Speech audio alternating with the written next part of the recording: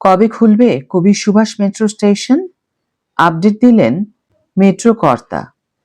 High everyone, welcome back to my channel অঞ্জনার ব্যঞ্জনা। বন্ধুরা, তোমাদের সকলকে আমার এই ছোট্ট ইউটিউব চ্যানেলে স্বাগত জানাই।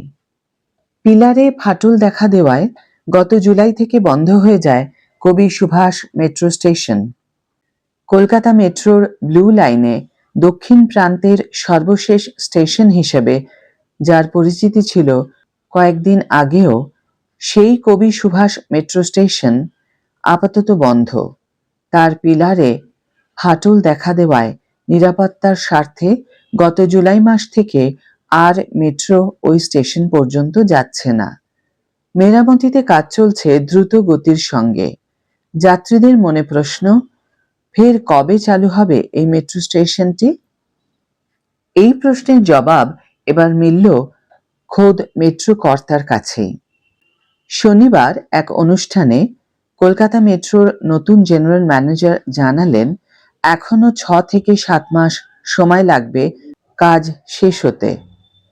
অর্থাৎ চলতি বছর কবি সুভাষ মেট্রো স্টেশন থেকে পরিষেবা মিলবে না, তা স্পষ্ট, এবং তা চালু হতে হতে আগামী বছর হবে।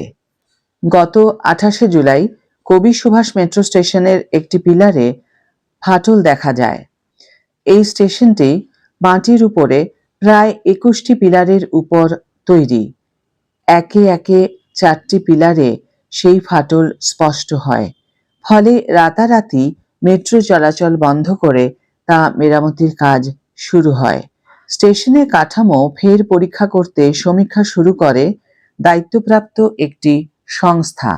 জানা গিয়েছে, যে সমীক্ষক সংস্থা এই কাজ করছিল তারা রিপোর্ট জমা দিয়েছে গোটা স্টেশনটি ভেঙে নতুন করে নির্মাণ করা হবে। কিন্তু সেই কাজ কত তাড়াতাড়ি শেষ হবে যাত্রীদের প্রশ্ন এখন সেটাই।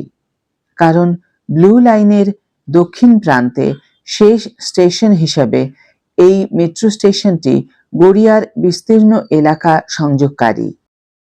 এখানে প্রচুর মানুষের যাতায়াত।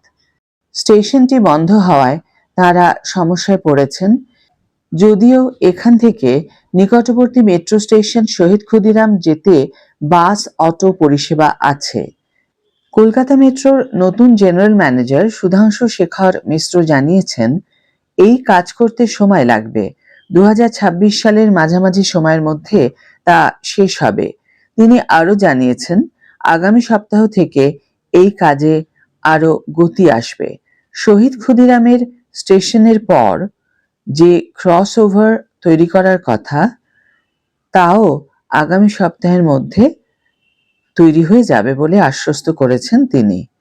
গোটা কাজে খরচ হবে প্রায় 9.5 কোটি টাকা। আজকের ভিডিও এখানেই শেষ করছি বন্ধুরা। ভিডিওটি যদি কার্যকর বলে মনে হয়ে থাকে তাহলে অবশ্যই একটি ছোট্ট করে লাইক দিও, শেয়ার করো বন্ধুদের সাথে, কমেন্ট করে জানিও তোমাদের মতামত। যারা এখনো আমার চ্যানেলটিকে সাবস্ক্রাইব করনি তারা অবশ্যই চ্যানেলটিকে সাবস্ক্রাইব করে আমার পাশে থেকো। আর যারা অলরেডি সাবস্ক্রাইব করে দিয়েছো তাদের জন্য আমার অনেক ভালোবাসা এবং অনেক ধন্যবাদ। আজ তাহলে বিদায় বন্ধু, দেখা হবে পরের ভিডিওতে। ভালো থেকো, সুস্থ থেকো, সঙ্গে থেকো।